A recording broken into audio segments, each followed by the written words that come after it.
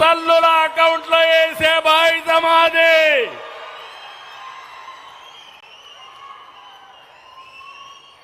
నిద్ర లేచినప్పటి నుంచి రాత్రి వరకు ఒకటే ఆలోచన, ప్రజలకు ఏ విధంగా మంచి చేయాలి,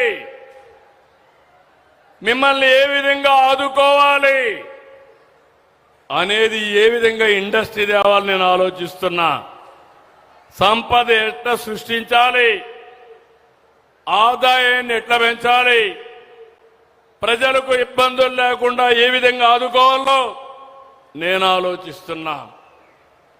అయితే అదే సమయంలో గొడ్డలి పార్టీ రాత్రింబగళ్ళు కుట్రలు ఆలోచిస్తున్నారు.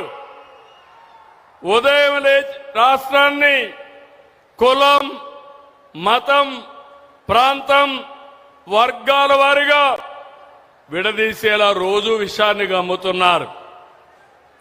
మీరు చూసుంటారు, నా రాజకీయ జీవితంలో చాలా మందిని చూశారు, కానీ కన్నార్పకుండా అబద్ధాలు చెప్పడంలో దిట్ట గొడ్డలి పార్టీ నాయకుడు. అవునా కాదా తమ్ముళ్ళని అడుగుతున్నా.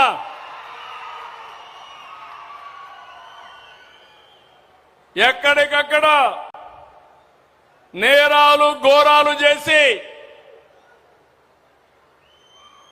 దానికి రాజకీయ రంగు పులిసి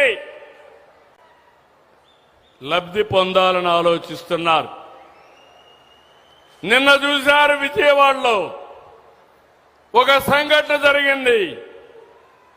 అక్కడుండే సిఐ కాపుని, బాధితుడు కాపుని, దానికి కూడా రాజకీయ రంగు పులిమి కులాన్ని అంటగట్టి పవన్ కళ్యాణ్ పైన ఇష్టానుసారంగా నోరు బారేసుకునే పరిస్థితికి వచ్చారు.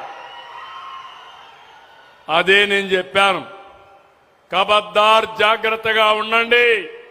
అనవసరంగా నోరు బారేసుకుంటే నోర్లు మూయించే శక్తి ఎన్డీఏకుందని చాలా స్పష్టంగా హెచ్చరించాను. అవునా కాదా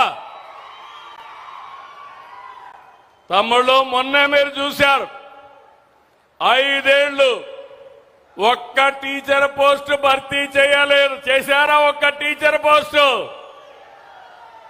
జాబ్ క్యాలెండర్ అన్నారు, ఇచ్చారా జాబ్ క్యాలెండరు?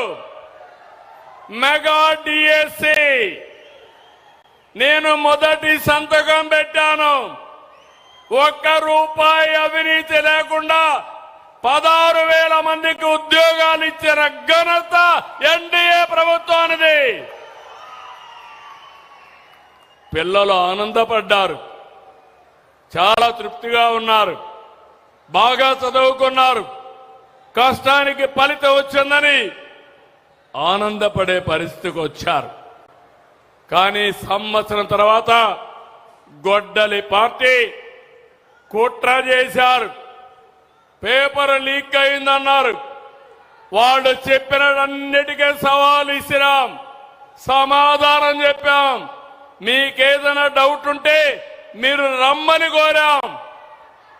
కడాన హెచ్ఆర్డీ మినిస్టర్ లోకేష్ గారు, గొడ్డలి పార్టీ అధినేత, రా నేను కూడా వస్తా, రికార్డులు తీసుకొస్తా, తాడో పేడో తేల్చుకుందామని సవాలు విసిరారు.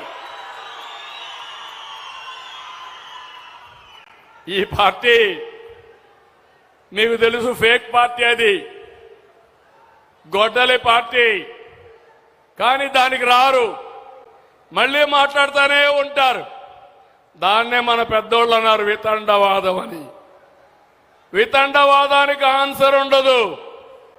వాస్తవాన్ని నిరూపించడానికి సిద్ధంగా ఉన్నామని చెప్పాం. ఇప్పుడే మీరందరూ గుర్తుపెట్టుకోవాలి, ఆ రోజు మీరు చూస్తే ఓపీఎస్ సిపిఎస్ అని ఉద్యోగస్తులందరినీ పర్మనెంట్ చేయడానికి అడిగారు. అడిగితే ఆనాటి ముఖ్యమంత్రి గొడ్డల పార్టీ నేత చెప్పింది, అది ఎంత పని, 1 వారంలో చేస్తా అన్నాడు.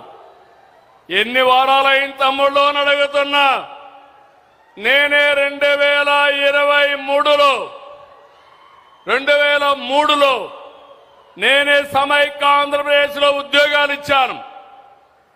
ఆ రోజు డిఎస్ఏ పెట్టి ఉద్యోగాలు ఇస్తే దగ్గర 10